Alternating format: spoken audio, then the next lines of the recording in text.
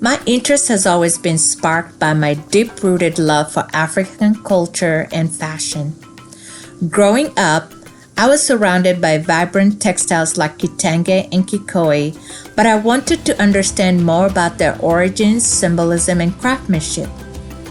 The moment that truly inspired me was witnessing firsthand how fabric making is deeply woven into African heritage, storytelling, and identity. Being Kenyan and from Africa, I wanted to go beyond just designing, the wearing, or selling of African clothes and fabrics. I wanted to connect with the artisans, hear their stories, understand their intricate techniques behind each piece. The motivation came from a desire to preserve and share these traditions while supporting the artisans who continue this craftsmanship in an ever-modernizing world. Fabrics in Africa are more than just clothing. They serve as markers of identity, status, and storytelling. They're used in weddings, funerals, political movements, and even daily communication, as seen in the leso or kanga, fabrics with Swahili proverbs. Textiles are a reflection of history, spirituality, and community values. It was an incredible, humbling experience. A lot of the artisans that welcomed me into their space to share their knowledge, they saw me both as a student and an advocate for their craft. In Kenya, for example, I met a young man that chose to pick up this craft of weaving, and he showed me step by step how they make this textile fabric with cotton, and also how he took up to learn this craft from one of the only people that could teach him how to do this. Some of them are, for example, the Kente fabric. The strips of cloth are handwoven on narrow looms and then sewn together into full pieces.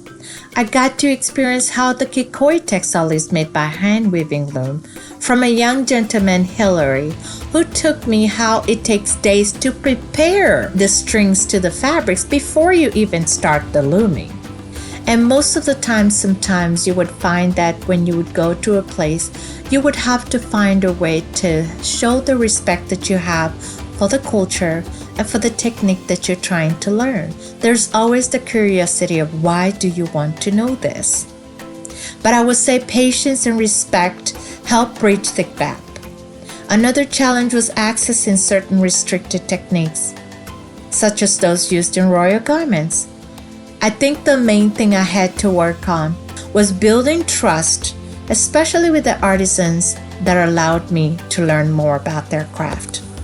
My reflection of this project is that we want to preserve these traditions not just for us, the people that come after us 50 to 100 years from now. We can only hope that they get to see these traditional methods still ongoing. I've realized textiles that are not just fashion. They are literally historical documents. They're cultural artifacts. They're symbols of identity of the African people. Not only that, they connect Africa to the rest of the world. It is a bridge to the world through trade, influence, and storytelling to preserve these cultural experiences. When we titled this project, we knew that we wanted the culture and community to be a great bridge into each and every person that wants to understand more about the African culture and the traditions that they hold. Sharing these stories help to preserve and protect endangered textile traditions. It also helps dismantle any stereotypes, showcasing Africa's rich craftsmanship and innovation. By highlighting the techniques, the artisans, the people, the culture, the stories, we foster appreciation and ensure that these skills continue to thrive.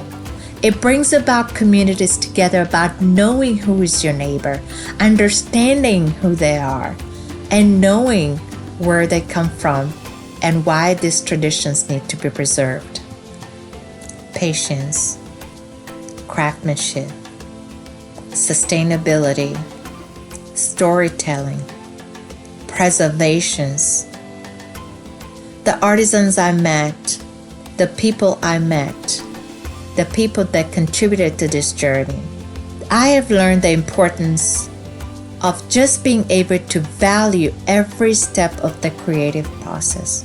How necessary and vital it is to preserve traditions and also cultural significance that will well go into decades to come.